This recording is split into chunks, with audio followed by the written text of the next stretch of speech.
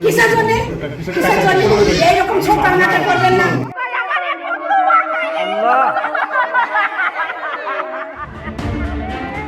রক্তমাখা vote, বিজয় উল্লাসের নামে বোমাবাজি, ছোট্ট একটা মেয়েকে খুন, একাধিক সন্তানের মৃত্যুর পর সবেধন নীলমণি মেয়েকে কেড়ে নিয়ে মা বাবাকে সর্বস্বহারা করে দেওয়ার ভয়ঙ্কর রাজনীতি।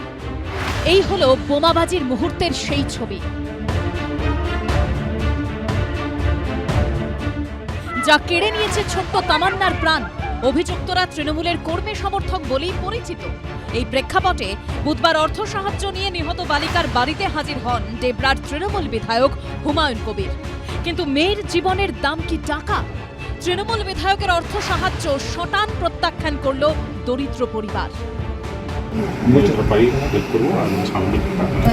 কিসের জন্য এইরকম ছোট্ট নাটক করবেন না। আমার কিন্তু আমি বাড়ি আছে, আমার কেউ আর নাই। আমি একটা অরাজনৈতিক সংগঠনও করি, আমার যাই পরিচয় থাক আমি ওগুলো পরিচয় আসি। তৃণমূল বিধায়ককে সামনে দেখে ক্ষোভে ফেটে পড়লেন নিহত বালিকার মা। এই বুকে একেবারে এই মাঝে লেগেছে। কোথায় আপনি দেখেছেন আমার মায়ের এই বুকে লেগেছে? আমার মায়ের এই বুক খুলে চলে গেছে। আমার মায়ের এখান থেকে কেটে এইটুকু লেগে আছে, আমি নিজে হাতে দেখছি। ওই বোমা কেন উদ্ধার হলো না আমি জানতে চাই কেন ওই বোমা উদ্ধার হলো। জয়ী তৃণমূল প্রার্থী আলিফা আহমেদের বিরুদ্ধেও একরাশ ক্ষোভ মায়ের গলায়।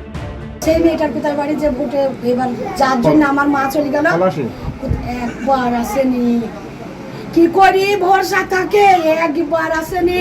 আসার দরকার নয়, দুনিয়াকে দিয়েছে তার কানে পৌঁছাইছে না, তার জন্য যে আমার মেয়ে চলে গেল।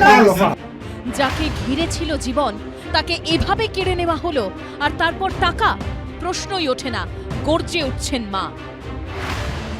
আপনাকে টাকা দিতে চেয়েছিলেন?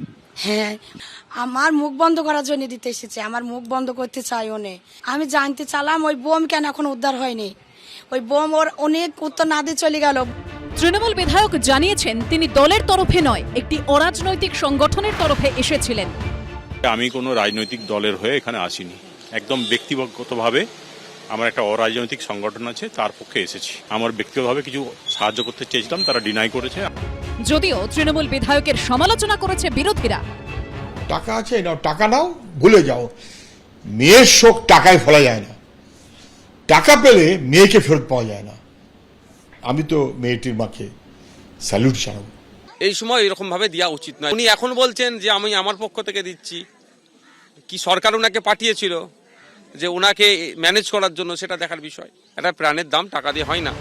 আর কত তামান্না ঝরে গেলে তবে সন্ত্রাসের রাজনীতির রক্তপিপাসা মিটবে?